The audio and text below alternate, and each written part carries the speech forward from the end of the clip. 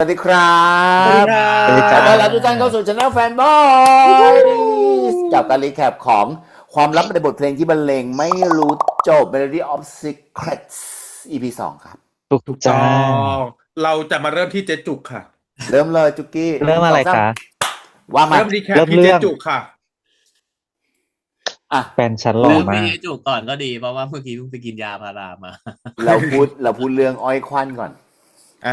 อ้อยควัน อ้อยควานที่เขาแบ่งกันกินเมื่อกี้ตอน ซีน จบ นั้น เหรอ ใช่ไม่ใช่มันสำปะหลังซีนนั้นคืออ้อย ขอพูดเลยว่า ณตอนนี้ Channel Fanboy ยืนยันว่า นี่คืออ้อย อ้อย ไม่ใช่มันสับปะหลัง ถูกต้องไม่รับความเห็น ซึ่ง ต่าง ไม่รับคำตอบ ซึ่งเป็นอ้อยที่ตัวของบทเพลงผลิตเองด้วย ปลูกเอง ใช่ ปลูกผลไง อ๋อปลูกอ๋อ ปลูกผลอ้อย แล้ว เริ่มตั้งแต่ ปลูกผล ชุด บทเพลงปลูก ใช่ อ้อย นี่คือใส่ชุด ชุดตั อ้อ ด ยควัน อ้อย ตลอดเวลา ชุดตัดอ้อยแล้วก็ รู้จักมาฉายา สุดๆ คือน้องเดชอ้อยควัน นะ เก๋ น้องเพลง มันจะมี น้องเพลง ที่ไหน งอนเขาแต่แค่เห็นหน้าให้อภัยแล้วล่ะ ก็เหมือนเจ๊จุกกันแหละ อุ้ย ๆไม่จะจุกลง ฉั ไป น นี่ต้องนั่งรถ ฉันไม่ ต้อง เคย บัส เหมือน ร กั ถ น บัสผ่านหลังบ้านหลัง รถเมล์ แล้วดู รถเมล์ หลังคาบ้าน หลังคา รถเมล์ มาเห็นหลังคาก็ดีใจแล้ว อ๋อ นี่ไงก็แทนคุณก็เกือบจะทำแบบเจ๊จุกไงไหมบอกว่า ใช่ ถ้าเจอก็จะมาแค่มองเห็นหลังคาบ้านคุณก็พอแล้ว แต่หลังคาเป็นโดม จริง อะโอ้โห แสดงว่าเป็นจุดที่บอกว่าแทนคุณน่ะหลงรักในตัวของบทเพลงจริง คือ ๆ ฉัน มอง ว่านี่คือแทนคุณตัวจริง อีกแล้วเหรอ ฉันว่ายังไงก็เป็นแทนใจ มันก็จะขัดกับที่ฉันนั่นสิ ส่วนตัว จู ยังไงก็แทนใจ แต่บทเพลงจะเป็นบทใจไหมอันเนี้ยยังไม่แตะยัง ก็ แบบ เห็นไหม ยัง นะ ตะ แท ระ น ตะ ถ้าในไดอารี่นั้นเป็นของจริง นางชอบกินของเปรี้ยวอะไรอย่างเงี้ยแต่ว่าเมื่อกี้กินของเปรี้ยวอ่ะมันมีจุดให้สงสัย มันแปล เย ก อะอะ คำถาม แต่ คือ ใครส่งไดอารี่ให้น้องเดช ก็คือน่าจะเป็นคนตุยศพแรก ที่ลอย ที่ก่อนเพ ลาย ราะว่า ตุยไปสองคนนั่น มี น่ะ แฟนช่องมาแก้ความเข้าใจผิดของเรา เพราะตอนนั้นอ่ะเราอ่ะดันไปเข้าใจว่าเขาตุยมา2 วัน แต่จริง ๆ แล้วตุยมาอาทิตย์หนึ่ง แล้วก่อนนะ แล้วไดอารี่เนี้ยมันอยู่ที่ใครมา ได ก่อน อารี่นั้นนะคือส่งมาเมื่ออาทิตย์ที่แล้ว อืม ที่คุณตำรวจพูดอ่ะไม่ใช่2 วันที่แล้ว เราแบบไปเข้าใจ เราน่าจะจำคาดเคลื่อน อ๋อ แต่เขาบอกว่าเขาพูดว่าเมื่ออาทิตย์ที่แล้วเพิ่งส่งไดอารี่มาให้แล้วอยู่ๆก็ตุย คือส่งแรลลี่อาทิตย์ที่แล้วก็ตุยเมื่ออาทิตย์ที่แล้วเหมือนกัน เออ ซึ่งไดอารี่เนี้ยคือแทนคุณไม่รู้จักไม่เคยเห็นไม่ใดๆ อัน ทั้ นี้ ง ไม่ สิ้นมา รู้ ก่อน ไงอันนี้เราไม่รู้ แต่หมายถึงว่าถ้าเราโยงกันว่าคนที่ตายศพแรกเป็นคนส่งมันก็เข้าเขาได้ว่าเอาส่งมาสักพักแล้วที่ทำให้ตัวหมื่นไมล์ลืมไว้ที่คอนโดได้อะไรประมาณนี้ลืมไว้ที่ล็อกเกอร์ได้อะไรอย่างนี้ไม่ใช่2 วัน จุกกี้กำลังจะมีไหนสิ อืม เริ่ม มัน นี่เรา ง่าย นี่เรา ไป นี่เรากำลังจะย้อนกลับไปที่ไดอารี่เนาะ อืม ถูกไหม อืม ยังไง มันง่ายไปที่คนคนงานจะเป็นคนส่งหรืออะไรอย่างเงี้ย ตอนเนี้ยดันนึกถึงอีก2 คนที่เป็นไปได้ เริ่ ก็ ม คือ มา ตัวหมื่นไมล์เป็นคนส่งเอง หรือ หรือพี่เติ้ล อ่าฮะ แต่ถ้าเป็นอย่างนั้น น่าสนใจ นะเพราะตอนเนี้ยเขารู้ไงว่าใครเป็นคนส่งใช่ไหมล่ะมันเช็คตรวจสอบได้ไง เพราะคุณตำรวจ แต่ว่าไม่ ลุงเลย เอา คิ ไป ด ตรว ว่า จสอบ ตำรวจ นะ เป็นคนพูดก็เลยคิดว่าเขาน่าจะไปสืบมาแล้ว คือมันแซงว่าเป็นผู้ส่งได้ไงลุง เพราะว่าชื่อจ่าหน้าซองอาจจะไม่ใช่ชื่อคนที่ ไม่เดี๋ยวนี้ถ้าส่งพัสดุต้องยื่นบัตรประชาช ยื่น น บัตรประชาชน หรือไม่ก็ต้องยื่นพาสปอร์ตถ้าเป็นต่างชาติก็ต้องยื่นพาสปอร์ตไง แต่ถ้าสมมติว่าส่งกับ แต่ เอเจนต์ไม่ต้องใช้ด้วยนะ อะไรนะ ส่งกับเอเจนต์ไม่ต้องใช้นะ คือเอกชนอ่ะ ไม่หมายถึงว่ามันต้องใช้แต่ว่ามันจะมีแบบเอเจนต์ที่บอกว่าอีที่แบบเปิดร้านรับส่งแล้วว่าส่ง เปิด ทุก ร้านเป็นตัวแทนไปสนีย์ตัวแทนอะไรอย่างเงี้ยเหรอ ทุกแบบ ใช่ ยี่ห้อ ใช่ ไม่ต้องใช้ค่ะ อย่างนี้เลย อันนี้คือส่งมากับตัว แต่ประเด็นคืออย่างนี้ไอ้เรื่องส่งแบบไม่มี เพราะว่าคือคนเนี้ยคือแรงงานต่างด้าวถูกไหม อืม อันหนึ่งนะสองจะรู้ได้ไงว่าต้องส่งไปที่บริษัทเนอะ อืม อันเนี้ย น่าจะต้องรู้จากบ้านเนาะ ที่สงสัยตั้งแต่เรื่องเราสงสัยตั้งแต่คราวที่แล้วไง นึกมา ว่าทำไมไม่ส่งไปที่บ้านอะไรอย่างเงี้ย หรือแล้วอีบ้านหลังเนี้ย เพราะว่าน้องลูกบุ๊ก ก็ไม่ได้กลับมาจนฝุ่งฝุ่นอะไรวะนึกออกไหมคือมันสกโคร จ ก น แบ นาง บ ได้ เกลือ ได้ กรัง จนนางนัดเจอกับแทนคุณนี่แหละนางถึงได้มาบ้านนี้เนาะ ถูกไหมถูกไหมถูกไหม นางไม่ได้ แล้ว มานานแล้ว แล้วเอาอีกคนที่มันไปดูแลบ้านเนี้ยอย่างใดที่รู้จักบริษัท ทำงาน ก็ อยู่ จริง งั้นแสดงว่าอาจจะมีบุคคลอื่นที่รู้ว่า ใช่ ตัวบทเพลงอ่ะทำงานอยู่ที่นี่ ถูกไหม ฉัน ถูกไหม ว่า ซึ่ง แก ฉัน แทน เนี่ย ใจ ฉันน่าเดาเป็นสองคนอย่างที่บอกนะหนึ่งที่เป็นหมื่นไมล์เพราะว่าหมื่นไมล์อยู่ที่บริษัทอยู่แล้ว อ่าฮะ เพราะนั้นนางจะไม่ส่งไปที่บ้านหรอกนางก็จะแบบเหมือนแซงว่าเนี่ยมีพัสดุมาอยู่ แต่ถ้านางแซงสารวัตรดาวจะไม่รู้นะ มันต้องมีการ เออ ส่งจริง แสดงว่ามันต้องส่งไปจากโคราชจริงอ่ะ พื้นที่ตรงนั้นอ่ะ ถ้าอย่างนั้นฉันจะปักว่าเป็นพีเตอร์แล้วนะ เดี๋ยวก่อน เป็นคน คุก ส่ กี้ ง หยุดก่อนนะพี่มีอันนี้ก่อนนะกลับไปนะ แต่หมื่นไมล์รู้จักบ้านแทนคุณนะ อีกอย่างหนึ่งเนาะเพราะว่าที่ EP ที่แล้วที่ไปจอดรถอยู่หน้าบ้านเนาะอยู่ๆก็ไปจอดรถรออยู่หน้าบ้านน่ะ ฮัลโหลไห ใช่ มฮัลโหลไหมนั่นก็อาจจะเป็นแบบว่าจุกกี้อาจจะถูกต้องที่แบบว่าเฮ้ยแทนคุณเป็นหมื่นไมล์เป็นคนส่ง อาจ แต่ จะ ฉั มันเป็นคนส่ง แต่ฉันไม่ชอบเจจุก ฉันไม่เห็นด้วยกับนาง ไหนว่ามาป้าว่ามา คือ ถ้า เหตุผล งั้น คือแค่ไม่ ป้า ชอบด้วยใช่ไหมเหตุผลคือ คุณ ไม่ชอบ ป้าที่แท้จริงของน้องลูกบุ๊กที่แบบขอนอนจับมือหนึ่งละ แล้วจะห่างผมไปไหนสองละแล้วละไหนละเอาว่ามาค่ะ แล้วก็คือเราทำกันตรงนี้เหรอสา ทำไม ม อุ้ยทำไมป้าเขินนะฉันงง วันนี้ขอ โอเคค่ะ วันนี้ ไห ขอไม่รีแคปค่ะ สวัสดีค่ะ เขินว่ะ คือตอนเนี้ย ไม่แซวแล้ว ไม่ส่วนตัวมองว่าจำเป็นยายแทนใจอยู่ดี คือ อือหือ แทนใจพยายามจะใส่ความทรงจำลงไปในไดอารี่ ถ้าอย่างนั้นแปลก แต่ลุงว่าถ้าเป็น แปล แท ก นใจเป็นคน ที่ ส่งอ่ะแทนใจมันน่าจะรู้เรื่องในไดอารี่ไง ถูก อืม เพราะฉะนั้นมันจะแปลกตรงที่ทำไมถึงไม่รู้ว่าชอบกินของเปรี้ยวที่เป็น มัน มะเฟื ตั อ ว ง มัน อะไร เอง อย่าง อ่ะ เงี้ น่าย จะรู้ว่า ถ้าฉันเป็นแทนใจแล้วมาปลอมเป็นแทนคุณอ่ะมันต้องมีแผลเป็นนะเว้ยฉันต้องไปทำแผลเป็นก่อน มันต้องรู้หมดมันต้องแบบนั่นได้ทั้งหมดอะไรอย่างงี้ ถามข้อหนึ่ง ว่า มั่นใจไหมว่านี่คือไดอารี่ ฮะหมายถึงไดอารี่ก็คือไดอารี่อ่ะเราเห็นว่าเป็นไดอารี่ คืออาจจะเป็นไดอารี่เมคอัพ หรือเป็นเรื่องที่นางแบบอยากแต่งในย่ายความรัก นิยาย ของ เหรอ ฉันกับฉันมันนั่นคือเธออะไรอย่างเงี้ย มันมีความเหมือนนิยายเนอะภาษาที่ใช้ เข้าใจ อะ ไหม ไรอย่างงี้เนอะ ภาษาการบรร เข้าใจ ยา ไหม ยอะไรอย่างนี้นะ วิธีการน่ะ แบบว่ามีการวาดเค้กเป็นรูปมีวาดรูปมะเฟืองทานมะเฟืองครั้งแร เขา ก สัมผัสนู่นนั่นนี่อะไรอย่างเงี้ยเนาะเขาสัมผัสตรงหน้า สัมผัสกายเขาไม่เหมือน อะไรอย่าง กั เงี้ บ ยแต่ใช้ สัม คำ ผัสที่คุณเคยอะไรประมาณอย่างเงี้ย เข้าใจไหมคือดู เออ ไม่ใช่นักข่าวสายอาชญากรรม แต่ดูเป็นน่าจะเป็นแบบเพื่อนสนิทของจิตติเลน นึกออกปะคือแบบ พี่ปอนแต่ถ้าเกิดว่าเรา ติติรัน เราทฤษฎีที่ว่าคนเนี้ยไม่ใช่บทเพลงเป็นบทใจขึ้นมามันก็อาจจะเป็นไปได้ว่าอันนั้นอ่ะบทเพลง ไม่ คุณ แต่ว่านาง จริๆ บอกว่านางนี่คือลายมือนาง เข้าใจพี่ไหม คิดเองหรือเปล่า ถ้าสมมติคนเป็นฝาแฝดอะลายมือเหมือนกันไหมใครที่เป็นฝาแฝดอะมาคอนเฟิร์มให้เราหน่อย ไม่เหมือนหรอก ไม่เหมือน ไม่เหมือน ไม่เหมือน อันนี้คือพี่มีน้องฝาแฝด3-4 คู่เลยที่รู้จักกันลายมือไม่เหมือนกันเลยแต่นิสัยขอโทษนิสัยก็ต่างกันมาก แต่ประเด็นคืออย่างนี้ คือพี่อะอยากชวนคิดว่า สรุปแล้วว่า1ใช่ไดอารี่แน่ๆใช่ไหมได้บอกป่ะอันหนึ่งนะ อืม 2ใครเป็นคนส่งมาด้วยวัตถุประสงค์อะไร แล้วทำไมทัมมิ่งของการส่งไป ถึงทิ้งไว้เป็น ถึ สิ ง บปี มือเป็นอาทิตย์ปึ้ง แล้วเป็นการนัดเจอ แล้วมีศพทำไมเหตุการณ์มันถึงคล้องกันขนาดนี้นึกออกไหม อืม เข้าใจไหมแล้วในเมลที่ส่งมาของคุณแทนคุณแทนใจใดๆก็ตามอย่างเงี้ยนะสมมุตินะ แล้วทำไมมันเป็นช่วงจังหวะนี้เวลานี้แล้วตรงกันกับสถานที่ที่ตรงนี้ที่เขาเริ่มรำลึกความหลังด้วยการเรียนไวโอลินกัน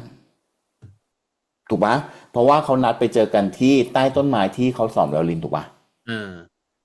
นี่แห อ๋อ ละ ถ้าอันนั้นน่ะยังพอเขาเจอกันครั้งแรกไงเขาก็เลยอาจจะชวนไปอันนั้นน่ะเหตุผลว่าที่ชวนไปตรงนั้น อาจจะฟังถูขึ้นก หน่อยว่าเขาเจอกันครั้งแรกตรงนี้ ถูก เขาสอนไวโอลินกันตรงนี้อะไรอย่างนี้ ถูก แต่เรื่องที่พี่ปอนพูดมันก็มีเหตุผลว่า แล้วทำไมศพบังเอิญมันไปเจอตรงวันนัดนั้นพอดี ถูกหนึ่ง แทน นึกออก คุณ ปะ มันคนมาเจอก่อนด้วยพอดีแล้ว อ่ะ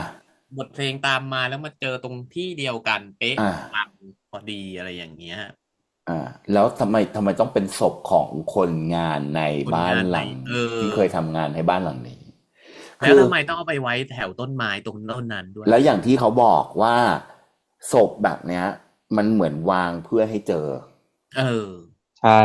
เพ มัน ราะว่าเหมื ไม่ อน ได้ ที่ เป็ เรา น บอกนะกระเป๋าไม่ได้ล็อกไม่ได้อะไรเลยอ่ะ คือ จง วาง ใจ เพื่อให้เจ จัด อ มัน ไว้ ไม่ได้ มันไม่ได้ ไม่ได้ วาง ไม่ได้ ไม่ได้ ซ่ ซ่ อ อน น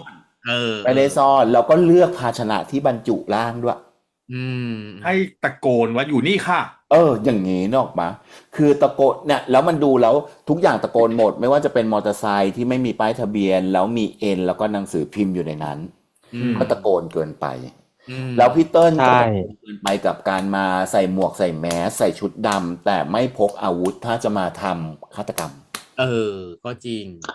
ฉันเดาว่าไม่ได้มาฆาตกรรม ถูกมันคือส่วนตัวพี่รู้สึกว่า ไม่น่ามาฆาตกรรม แต่ว่ามันเป็นความพ้องที่เหมือนว่าอุ้ยตายแล้วคุณอย่าไปบอกใครนะว่าผมมาเนี่ยเดี๋ยวอย่าเพิ่งพูด เอา นะ เอา อย่าพูด ง่ายๆคือตัวละครพีเตอร์น่ะน่าจะเหมือนผีที่มาขอความช่วยเหลือที่ไม่ยอมมาบอกว่าช่วยกูหน่อยอ่ะ หรือแบบผมไปเจออีคนนั้นที่เขาฆ่าอีนี่มา แล้วพอดีผมจะต้องอย่างนี้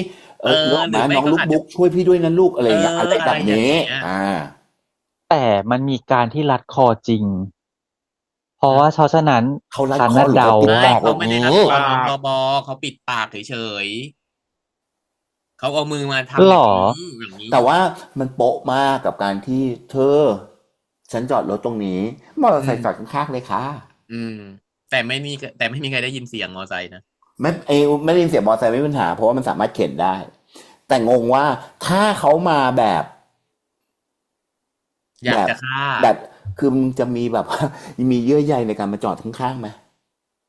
ทำไมไม่ไปจอดแบบหลบๆซ่อนๆไกลๆนึกออกไหมแล้วก็ความจงใจที่แบบว่าสายเอ็นตกปลานั้นล่วงลงมาให้เห็นให้แบบ ให้ ให้ เห็น นักอาชญาวิทยาเขาดูฉันง อาจ ง จะมีมือที่สี่มือที่ห้าเหรอ อะไรแบบ คือเราอาจจะเห็นสมมุติว่าเรามองพี่ว่าสมมติฐานเราน่าจะพอๆกันว่าพี่เติ้ลเนี่ยเป็นคนที่มีส่วนรู้เห็น อาจจะรู้ความอยากจะมี รู้ ความ เห็น อะไรอยู่ การฆาตกรรม อะไร อย่างนี้ หรือไม่ก็รู้เห็นเบื้องลึกเบื้องหลังของ อะไรอย่างนี้ อะไรอย่างนั้น ถูกมา หรือจะมาเตือน บทเพลงหรืออะไรอย่างเงี้ย คือน่าจะเป็นเวนั้นมากกว่าตัวละครนั้น ไม่น่าจะเป็นตัวที่เป็นฆาตกร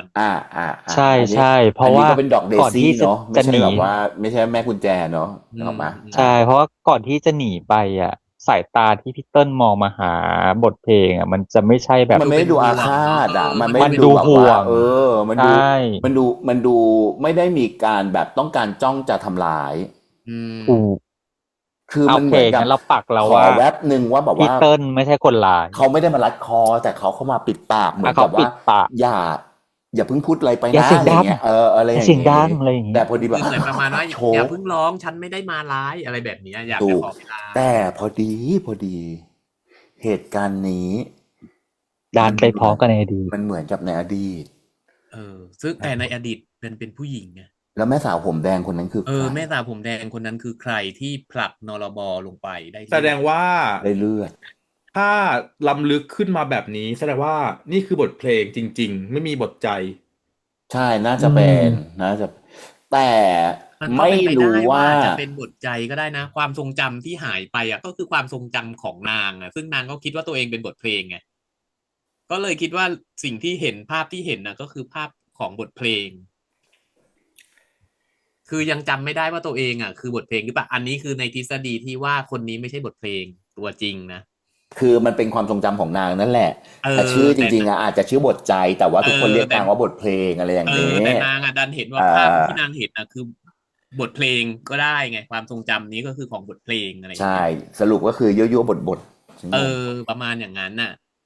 ก็คือว่าอาจจะมีแฝดจริงๆ มีบทเพลงบทใจ อ่า เกิดเหตุการณ์ขึ้น บทเพลงลายตุยบทใจยังอยู่แต่เสื่อม เสื่ อะไร อ อย่าง ม นี้แล้ว เสื่ ก็ อม โด แล้ว น ทุกคน แบ ก็ น คิด นู่น ว่า ไม่ ทุก ได้ คนเรียก เป ว่า ล่า บทเพลง เพราะว่าคำบทเพลงคือลูกรักอะไรอย่างเงี้ ลู ย กรักทฤ อ่า ษฎีลูกรักลูก อื ชัง ม กาสะลองสองปีบอะอะไร อื แบบ ม นั้นอะป้า คนหนึ่ง อ๋อ ดีคน แล้ ห ว นึ่ง บทใจ คนห ก็ นึ่ง เหมือน ชั่ แบ ว บ อะไรอย่างเงี้ย ต้องมาส เกิ วม ด เป็นบทเพล อุบั ง ติเหตุอะไรในอดีต แล้วก็ ไม่ เลย อา เป็ จ น จะ แพ มี นิ อุ ค บั มา ติเห อ ตุ ย่าง เห งี้ ตุกา เปล่า รณ์เดียวกันน่ะ ในเหตุการณ์เดียวกัน แต่คนที่ตุยคือบทเพลงไง คนที่ ถ้างั้นถามป้าว่าถ้าเป็นแบบเนี้ย มันสามารถเกิดอาการไฮเปอร์เนี่ย อย่างนี้ได้เลยใช่ไหม? คือ แม่ ไฮ มัน เปอ น่า ร์ จะเป็น ไฮ แบบ panic ไฮเป ที่ อร์ แบ มัน บ เกิ ว่า ดขึ้ เคน จาย ก เค จ วาม อ เครี เน ย าะ ดอยู่แล้ว พอมีอะไรมากระตุ้นจุดเครียด มันก็ไฮเปอร์ อืม hyperventilate มันเกิดขึ้นจากความเครียด แล้วก็หายใจถี่โดยไม่รู้ตัว ทำให้ออกซิเจนเข้าไปในร่างกายเยอะเกินความจำเป็น มันก็คือ hyperventilate คือ hyper คือมากเกินไปนั่นแหละ ก็คือ มัน แส เกิ ด ด ง กา ว่าร นาง ventilate อะ มากเกิน คิ ไป ดถึงเรื่องในอดีตได้ขึ้นมา ก็ แล้ เล วก็ ยมีอาการขึ้น หาม าย ใจ อย่าง ถี่ งี้ โดยไม่รู้ตัว ก็เลยแบบเกิด hyperven ขึ้น ซึ่ง ก็เป็น ซึ่ ไป ง ได้ ทฤ ว่าความ ท ท ฤ รง ษ จำ ฎี นั้นเป็นของ ท นางเอง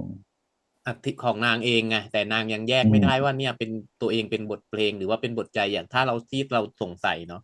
แล้วก็คือขออ้างอิงในอินเทอร์เน็ตนิดหนึ่ง ชาวเน็ตเหรอ? เขาไปแคป EP ที่แล้วอะ ในซีนที่เป็นซีนไฟไหม้อะ ว่ามันมีคน ผู้ชาย 2 คนประคองกันออกมา ซึ่งคนหนึ่งใส่เสื้อสีขาว คนหนึ่งใส่เสื้อสีดำ ซึ่งเขาก็เลยคิดทฤษฎีนี้ว่า นี่คือกาสะลองกับซองปีบหรือเปล่า แต่คนหนึ่งอะตุยในเหตุการณ์ไฟไหม้นั้น อือ๋อ เป็นกาสะลองซ ม องปีบใช่ไหม? อะไรแบ ไม่ บ ใช่ เนี้ เป็นมุนินมุตาใช่ไหม? มุนินมุตาฝั่งแทนคุณไง อา แต่อันนี้คือฝั่งบทเพลง คือมีกาสะลองสองปีบ คนหนึ่งเป็นลูกรัก คนหนึ่งเป็นลูกชัง อะไรอย่างงี้ ทฤษฎีนั้ อน า แต่ๆ คนที่ตุยดันเป็นลูกที่ ลูกรั เป็ ก นลูกหลานที่รัก ที่ยายรัก อะไรอย่างงี้ไง เราถึงเห็นว่ายายอะเย็นชากับบทเพลงคนนี้ อะไรประมาณอย่างงี้เนาะ อันนี้ ต้ คื น อ ตระกูล ชา อิ วน เน็ ก ตั น เขา ทั้ง วิ 2 เคราะห์ ฝั่ กั ง น เล มา ย กูงง ก็คือศึกแฝดชนแฝด อะไรอย่า อะ ง ไร งี อย่างงี้ คือตัวปลอมทั้งคู่ เอาง่าย ๆ อย่างงั้นน่ะ คือตัวปลอมทั้งคู่ แล้วคือ อ๋อ แสดงว่าแทนคุณตัวจริงก็อาจจะลายตุยไปแล้ว อะไรแบบนั้น เพราะว่าไอ้ ก็ ซี คือ รีส์ ฉากที่โยน โป้งนั่นอาจจะเป็นของ ปั จริ ง งก็ได้ไง อืม อะไร แทน อย่าง คุณ เงี้ย จริง หรือไม่แทน อา คุณน่ะ อาจจะเหมือนทฤษฎีที่ป้าว่า คือตัวเองอะแทนคุณน่ะสร้างตัวเองขึ้นมาเป็นแทนคุณน่ะ โด ห ย มาย ท ถึง ี่ ที่บอกว่าเป็นคน พระ อื เอก ่น มาก็จำหน้า อื แทนคุณ ม ไม่ ๆ ได้ว่าหน้าตาเป็นแบบนี้อะ นึกออกเปล่า? อืม จริง ๆ แล้วหน้าตาอาจจะเป็นจู้ หน้า ก็ ตา ได้ ไม่ใช่ ตอน กัน นี้ อาจ แต่ จะ ว่า เป็นอีกคนหนึ่งเลย ซึ่งแต่อันเนี้ยคือมาสวม อื มาใส่ ม ไปว่า เนี่ยฉันคือแทนคุณนะ คนรักข อื องคุ ม ณ เพราะว่าชื่อของนางคือ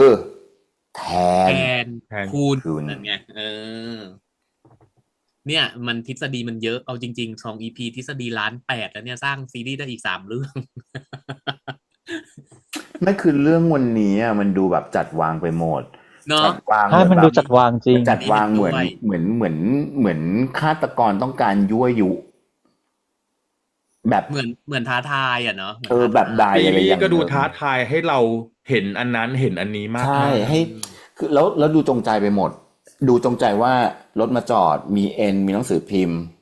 นะ ถูกไหม? อืม แล้วก็มีจงใจให้คุณยายพูดจาแบบ "ของลูกฉัน บ้านนี้ไม่ของลูก อื ฉัน" ม อันนี้ก็จริง อันนี้เห็นด้วยเลยเรื่องเนี้ย คือแล้วเน้นไป 3-4 รอบด้วยนะ ซีนเดียวอะเรื่องเนี้ย "แกไม่ได้มีหน้าที่สำเร็จ ทำให้แม่แกสบายใจ" ไม่ใช่แม่แกด้วย ทำให้ลูกสาวฉันสบายใจ ให้ทำลูกสาวฉันสบายใจ เหมือนเลยอะ เสียงเหมือนอาปุ๊เลย ฉันก็เลยงง แล้วก็ดู งงหัว พยายามให้เห็นว่าตัวของสารวัตรดาว แล้วก็ด็อกเตอร์เนี่ย ไม่อยากให้มายุ่งเรื่องคดี อืม ใช่ ทำไม? อันนี้พูด แล้วทำไม จริง สารวัตร นะ ดาวเหมือนปักเลยนะว่า ตัวของบทเพลงอะเป็นฆตกร เป็นฆาตกร เหมือนจะอย่างงั้นเลย สารวัตรดาวนางเชื่อว่าบทเพลงมี 2 บุคลิกหรือเปล่า? เพราะว่าตอนที่จับมือนางแล้วแบบ โอ้โฮ หาปู เนี่ย ซะ ที่ แร นาง ง บ ช อกแบบว่าไม่ได้เป็นคนอ่อนแอ แล้วแต่ว่านี่คือ eyeshadow นะ เอามาแบบว่าแกล้ง ๆ ว่าฉันเจ็บ ฉันเจ็บจังเลยพี่ชาย นี่ไง ก็ทฤษฎีกาสะลองสองปีบก็อาจจะเป็นไปได้ไง อืม จริง ๆ แล้วคนเนี้ยคือเป็นอีกคนหนึ่งที่แบบอาจจะเป็นนัก ปล เล ด ง ใจ มาเป็นพี่เดช อย่างเงี้ย เขาจะเป็นบทเพลงกับน้องเนื้อเพลง อะไรอย่างงี้หรือเปล่า? อะไรอย่างงี้ ไม่ได้บอกว่า มึงจะรับกูเข้า แล้ แก๊ ว ง ก็ หรือเปล่า เดี๋ยวพี่มีคำถามอันนี้อยากชวนทุกคนคิดหนึ่งนี่คือเหตุการณ์ที่เมื่อ10 ปีที่แล้วคือความทรงจำหายไป แล้วเขาเป็นแฟนกันกับแทนคุณแล้วถูกปะ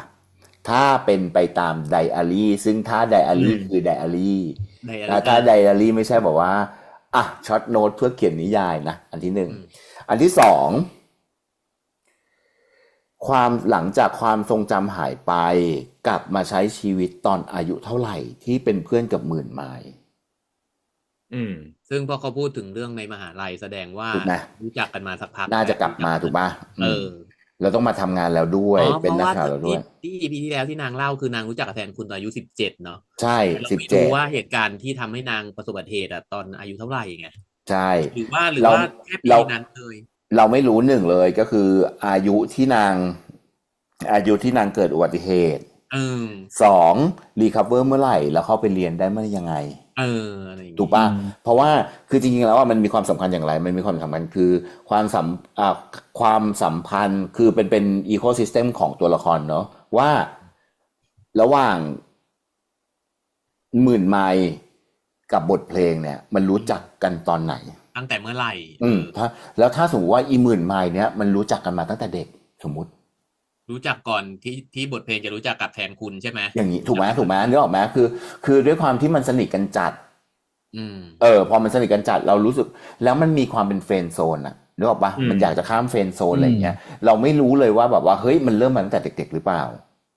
แล้วตอนที่แบบบทเพลงเพราะว่าบทเพลงเนี่ยต้องไปอยู่บ้านต่างจังหวัดที่ไปรู้จักกับแทนคุณ อืม เขาอาจจะถูกแบบหมื่นไมล์อาจจะแบบไม่รู้เลยว่าความทรงจำนี้คืออยู่ตอนไหน เพราะว่าตอนนั้นฉันไม่ได้อยู่ด้วย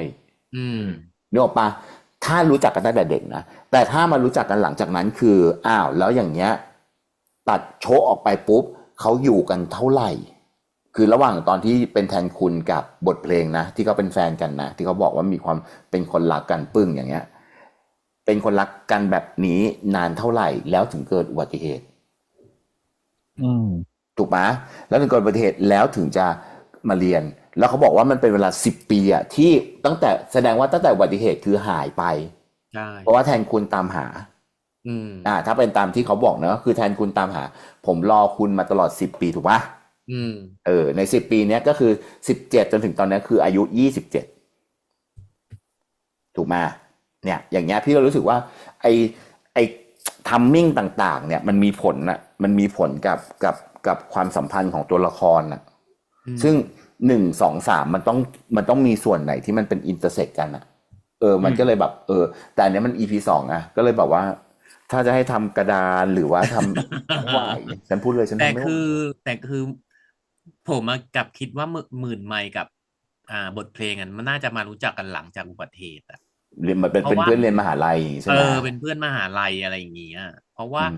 ม ถ้าพูดถึงแทนคุณน่ะ ถ้าเขารู้จักกันมาตั้งแต่เด็กอ่ะเขาสนิทกันขนาดเนี้ยเขาน่าจะรู้ว่าบทเพลงเคยมีแฟน สมมุติว่าสมมุติว่าชงสมมุตินะคิดไปพร้อมๆกันนะช่วงนั้นคือม.5 ปิดเทอมใหญ่หัวใจวาวุ่นฉันไปเจอผู้ชายคนนี้ที่บ้าน ตอน ต่า ปิ ง ดเท จั อง ม ห ใหญ่ วั พอ ด ดี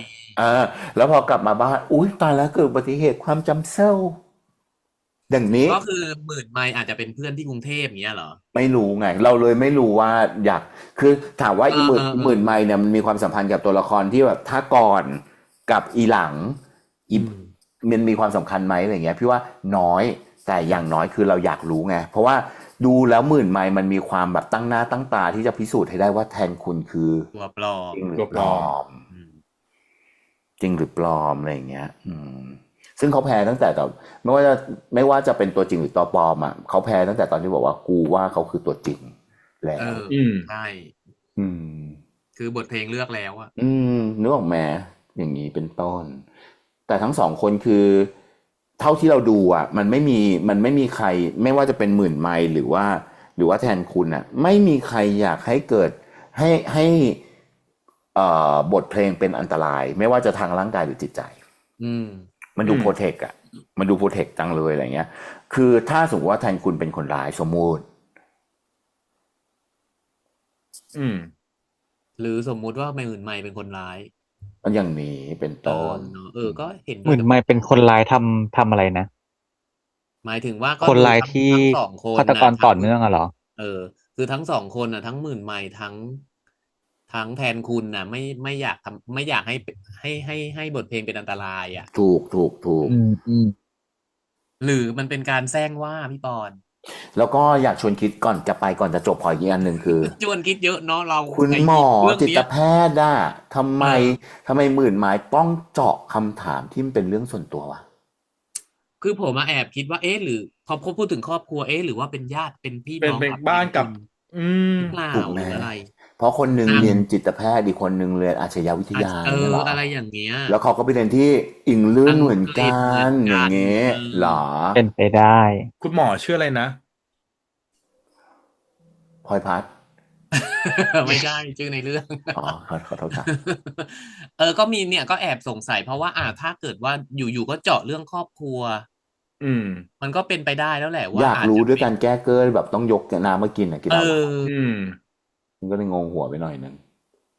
แต่ว่านางสงสัยอยู่ก่อนแล้วว่าน าง เป็นพี่น้องกัน ไม่ลุงว่านางอยากจะสืบเรื่องแทนคุณน่ะ ก็เลยพอมารู้ว่าอาจจะมารู้ว่า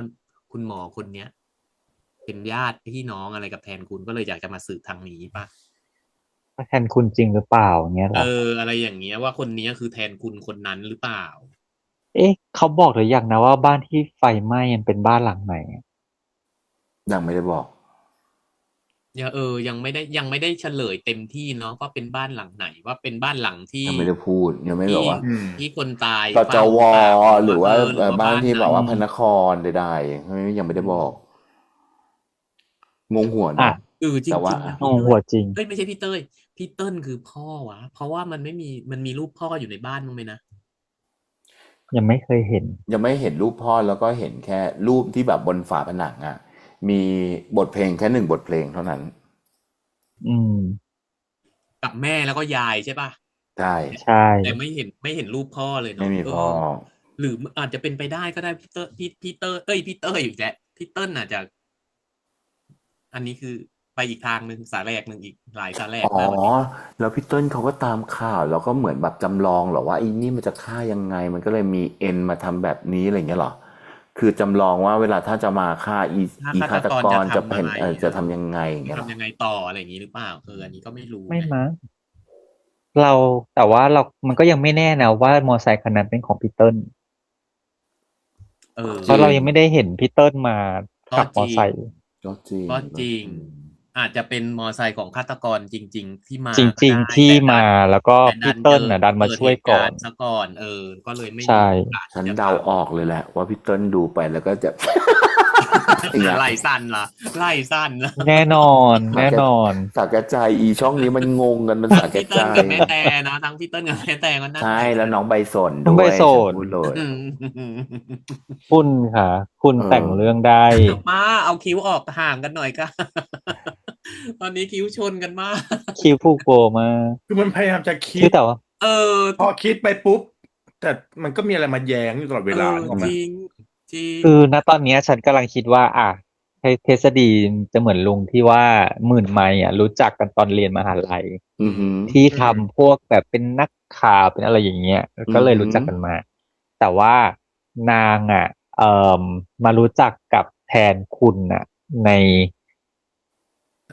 ในต่างจังหวัด ก่อนเข้ามหาลัย ใช่ซึ่งรู้จักกับแทนคุณมาก่อน แล้วก็หมื่นไมล์มารู้ที่หลังว่าอ๋อเนี่ยมีแบบแทนคุณอยู่อีกคนที่เคยเป็นแฟนนะก็เลยแบบนู่นนี่อะไรเงี้ยแต่อาจจะไม่รู้สมมุติว่ามีแฝดทั้งคู่ก็เป็นไปได้ เพราะว่าถ้าบทเพลงที่เป็นบทใจนะปัจจุบันเนี้ยทำให้การเกิดอุบัติเหตุนั้นเกิดขึ้น ไฟไหม้นั้นเกิดขึ้น แล้วทำให้บทเพลงตัวจริงตุยพร้อมกับแม่เป็นอันตราย ไม่ นอนอยู่บน แม่เพิ่งมาเป็นทีหลังคุณจำได้ไหมเพราะว่าตอนที่เป็นแม่ชีนางนอนเป็นแม่ชีที่ป้าบอกเป็นแม่ชีแม่กับยายยังยืนหน้าร้องไห้อยู่ข้างล่างข้างหน้าห้องเลย ซึ่งอีซีนนั้นที่เราสงสัยว่าทำไมแม่ถึงดูเหมือนเสียใจที่นางฟื้นขึ้นมาที่บทเพลงฟื้นขึ้นมาถามที่เราบอกว่า เนี่ยมันอาจจะเป็นเหตุผลที่ย่า เป็นห่วงไปหมด ยาย หลานมากแต่พอมาชีวิตจริงปุ๊บ ฝันเรื่อง อัน เดิมอี นั้ ก น แล้วเห น่ะ รออะ อา ไร จ อย่าง จะ เงี้ย เป็ นะ น เย็นชา อันนั้นอาจ มา จะเป็ ก นบทเพลงตัวจริง แต่อาจจะตุยไปหรือยังไงไม่รู้ แต่คราวเนี้ยเป็น ซึ่ บ ง ท แม่ ใจเนี่ย แม่อะน่าจะมาเป็นแบบเนี้ยหลังจากนั้นแล้ว แต่ไม่รู้ว่าเป็นเพราะอะ ใช ไร ่ อันนี้อีกเรื่องหนึ่ง เห ว่า ตุการ ทำ ณ์ ไม นั้นอา ไม่ จจะยังไม่ออก หรือ สม ว่า มันเลย มุติ ทำให้คุณยายอะแบบว่าไม่ชอบเลย เนี่ ฉ ยเป็นตัวกาลกิณีที่ทำให้เกิดนู่นนี่ โอเค ก็คือลูกรักลูกชังเนาะทฤษฎีนี้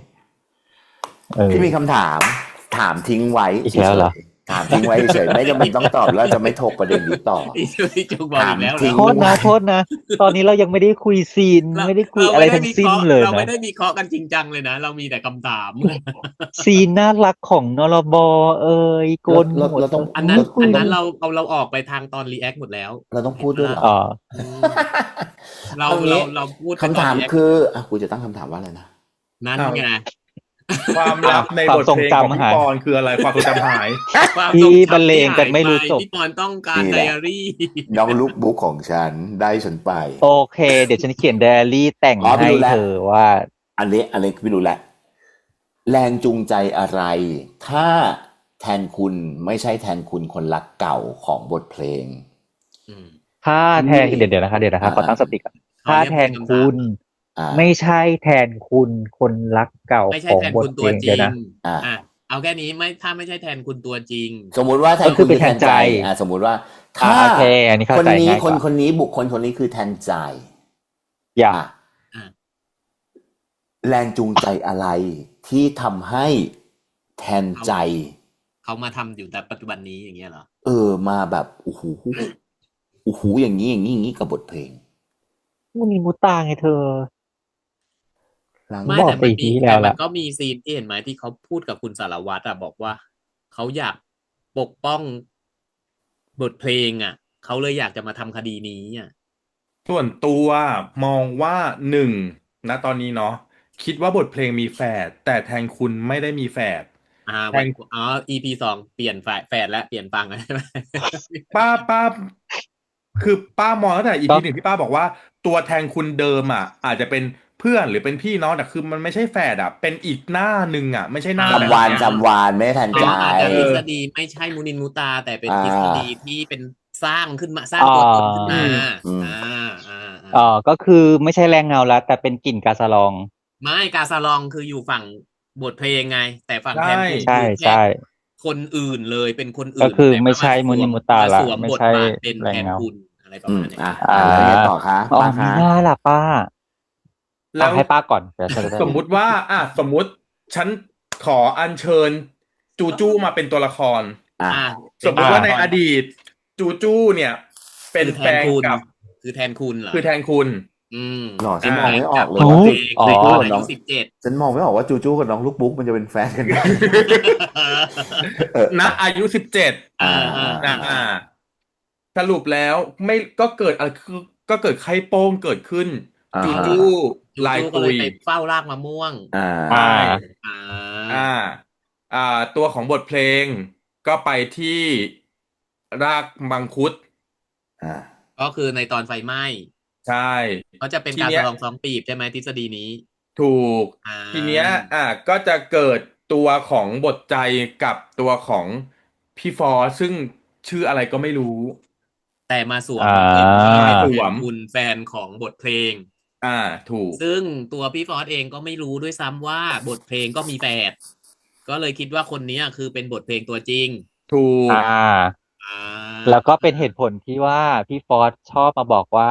ผมแทนคุณคนรักของคุณ ของ ไง คุณไง พยายามจะ อืม สะกดจิตไปเรื่ พยายา อ ม ย จะยัดเยียด หรือจริ เข้าง ไป ๆ ว่า แล้ เป็ วน คน ตั รัก ว ของ แท คุ น ณไง คุณที่แสดงโดยจูจูนั้น คือพี่น้องกันกับแทนใจหรือเปล่าเลยมาตามสืบว่าโดนไข้โป้งเพราะอะไร เป็นญาติโกไดก็ว่าไป อะไรอย่างนี้ เออ ก็ว่าไปเป็นเพื่อนรักหักเหลี่ยมโหดกันเมื่อก่อนหน้านี้อะไรก็ว่า ๆ ไป หรือตัวพี่ฟอสอาจจะก็แค่แอบรักจูจูอยู่ ฮะ อ๋อ ก็เลยมาสวมบทแทน ก็เลยมาสว ว่าม บท ฉันจะทำห เพื่อ น้าที่แทนคนที่ฉันรัก ด้วยการมาสืบอีบ้านนี้ เอาละ อ่า เรื่องใหม่ได้เกิดขึ้นละ เรื่องใหม่ แล้วบทใจก็เลยมาร้องเพลงว่านี่ใช่ไหมคือรักที่รอนี่ใช่ไหมคือคนที่ตามหา คือ โอเค ที่คิ้วขมวดอ่ะคือพยายามจะ เรียบ ประมวล เรียง ใน อยู่ หัวว่า โอเค จะเล่ายังไงให้คนอื่นรู้เรื่องตามที่ฉันคิดอยู่ โอเค โอเค งั้นขอหนึ่งนำเสนอบ้างไม่จบหรอก ไม่จบหรอก หมื่นบทเพลง บรรเลงไม่รู้จบ เกมเอาดาวทุกดวงจริง ไม่จบจริง อ่ะ บทเพลง เร็วๆ เล่นกูแล้วอ่ะเอาเลยแบบเร็วๆนะ ๆอืม บทเพลงคือบทเพลง มีแค่หนึ่งคน อ่า โอเค ที่ทฤ สำหรับ ษฎี พี่นะ นี้ อ่ะ ทฤษฎีนี้ หนึ่งแทนคุณเหมือนกับที่ป้าพูดว่าจริงๆแล้วมันน่าจะเป็นการเอาความทรงจำอะไรกลับมา เพราะว่าถ้าพี่จำไม่ผิด มันจะไม่เห็นหน้าเลยตอนแรก มันจะไม่เห็นหน้าเลย มันจะไม่เห็นหน้าเลย แล้วมันน่าจะมาเริ่มเห็นหน้าตอนที่ อ่านไดอารี่ มาเจอหน้าแล้ว ตอนที่เขา เจอหน้าแล้ว มาเจอหน้าแล้ว แล้วมันก็เลยกลายมาเป็นว่าไอ้คนเนี้ยอย่างคนแทนคุณเนี่ยมันถูกแทนที่ด้วยใบหน้านี้ไปเองอะโดยออโต้ เพราะฉะนั้นในการคิดอะไรก็แล้วแต่เนี่ยมันเป็นคนนี้ ซึ่งคนเนี้ยพี่รู้สึกว่าไม่ใช่แฝดของแทนคุณด้วยซ้ำ คนอื่นเลย เป็นคนอื่นที่จริงๆนะพี่รู้สึกว่าคนเนี้ยน่าจะเป็นคนที่เคยอ่านไดอารี่แล้วด้วยซ้ ผมขอเสริมทฤษฎีพี่ปอนนิดนึงได้ไหม ำว่า ถ้าพี่ปอนบอกว่าเป็นคนที่เคยอ่านอ่านไดอารี่แล้วอ่ะจริง ๆ แล้วแฟนของบทเพลงคนนั้นที่อยู่ใต้ต้นไม้อ่ะอาจจะไม่ได้ชื่อแทนคุณด้วยซ้ำ ไม่แต่เขาเขียนว่าชื่อแทนคุณไงไดอารี่ ไม่หมายถึงว่าถ้าเกิดว่าไดอารี่เนี้ยพี่ปอนบอกอาจจะเป็นคนสร้างขึ้นมาสร้างไดอารี่ขึ้นมาอะไรอย่างเงี้ยอาจจะไม่ได้ชื่อแทนคุณด้วยซ้ำแต่เพราะว่าแทนคุณคนเนี้ย คนที่พี่ฟอร์สเนี่ย กับผู้หมวดอะเขาก็รู้จักกันตั้งแต่เมืองนอกแล้วเขาก็ชื่อแทนคุณมาตั้งแต่ไหนแต่ไรเนี่ยแต่คือส่วนตัวพี่รู้สึกว่าเขาชื่อแทนคุณเหมือนกัน แต่ไม่ใช่เป็นแทนคุณ แต่คนละแทนคุณกัน ใช่ชื่อแทนคุณเหมือนกัน แทนคุณกับแทนคุณ แทนคุณกับแทนแทนคุณกับแทนยูอย่างเงี้ยนอกปะอย่าง แท เงี้ย งคิวอย่างเงี้ยเหรอ คือพี่รู้สึกหรือเอาเข้าจริงแล้วว่าเวลาคนไทยไปเรียนที่นู่นน่ะ มันอาจจะไม่ใช้ชื่อแทนคุณก็ได้มันจะใช้ชื่อฝรั่งแต่ว่ามันกลับมาพอบอกว่าชื่อไทยชื่ออะไรก็บอกว่าเป็นแทนคืนอย่างเงี้ยเป็นต้นไม่รู้สมมุติก่อนนะส่วนตัวพี่ว่าหนึ่งคือบทเพลงคือบทเพลงสองคือแทนคุณไม่ใช่แทนคุณแต่แทนคุณเป็นใครก็ตามแต่ที่เข้ามาสวมความเป็นแทนคุณโดย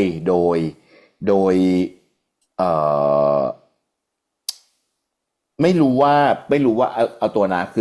คือตอนนี้กำลังหาแรงจูงใจของตัวละครอยู่ว่าเพราะอะไรแทนคุณเนี้ยถึงต้องมาทำดีกับบทเพลงอย่างนี้เป็นต้นโอเควันนี้เราได้ทฤษฎีเยอะมาก เดี๋ยว มีใครที่จะเสนอทฤษฎีอะไรอีกไหม แต่ว่า เดี๋ยวอาทิตย์หน้าฉันจะเล่าเรื่องผ่าน บอกก่อนนะว่าพูดถึง EP หน้าฉันก็จำไม่ได้หรอกว่า EP นี้ฉันพูดอะไรไปบ้างเราก็จะมีทฤษฎีใหม่ๆเกิดขึ้น โอเคเธอมาช่วยย้ำกันด้วยแต่ EP หน้าเราไปกันในโรงแล้วนะจ๊ะนั่นน่ะสิทุกคนซื้อบัตรหรือยังโซเอาแล้วนะจ๊ะหมดจ้ะกดซื้อบัตรหรือยังถามใครถามเธอค่ะ จะบอกว่ามีคนสปอยไว้นะคะ EP 3ค่ะเดี๋ยวรอดูในคลิปพิเศษของเราที่กำลังจะปล่อยเร็วๆนี้เธอก็รู้นี่ว่าฉันไปสัมภาษณ์เขามาแล้วแฟนช่องบอกว่า EP ที่แล้วพี่ก็บอกว่าเร็วๆนี้ก็เร็วๆนี้ไงเร็วนี้อีกใช่ก็อ่านนี่แหละของเราจำเป็นจะต้องปล่อยคลิปนั้นเพื่อเชิญชวนทุกคนไป EP 3กระตุ้นไงกระตุ้นต่อให้เธอซื้อบัตรไม่ทัน EP ที่แล้วเราบอกว่าดูก่อน EP เอาเป็นว่ามันมาก่อน3แน่นอนมันมาแน่ๆเลยฝากด้วยนะจ๊ะไม่ใช่แบบว่าอุ๊ยฉันรู้แล้วฉันจะต้องดูเธอดูแล้วเธออย่าลืมชวนเพื่อนจะดูด้วยแต่อีกอย่างหนึ่งคืออีสิ่งที่เราวิเคราะห์กันมาทั้งหมดทั้งหลายทั้งมวลเนี่ยใครอ่านนิยายแล้วไม่ต้องมาบอกว่าจริงๆแล้วมันเป็นแบบนี้ไม่ต้องมาบอกมีคนมาบอกก็ได้ว่าพวกพี่เดากันบางอันมันถูกค่ะ มีคนถูก จบ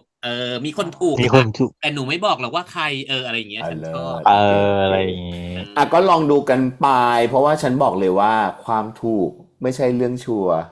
แต่ความมั่วคือเรื่องของเรา แล้วต่อให้เฉลยมาแล้วว่ามีคนถูกฉันก็จำไม่ได้ว่าฉันหรือเปล่าวะที่ถูก ใครพูดวะ ฉันพูดอะไรไปวะอย่างงี้ อะไรอย่างงี้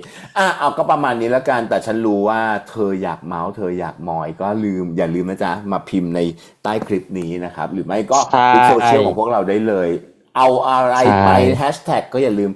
แฮชแท็กชาร์ลแฟนบอยด้วย เพราะว่าเราจะได้ ถูก เข้าไปดูด้วยรวมถึง ใช่ Melody of Secret EP นั้นๆด้วยนะจ๊ะทุกคน ใช่ เอาล่ะวันนี้พวกเรา4คนต้องขอบคุณทุกคนมากๆนะครับสำหรับทุกการติดตามนะ แล้วก็เจอกันกับคลิปหน้าจะเป็นคอนเทนต์อะไรฝากด้วยนะครับ แต่วันนี้ไปแล้วครับ สวัสดีครับ สวัสดีครับ สวัสดีครับ บ๊ายบาย เยอะเม็ดมากขอโทษค่ะ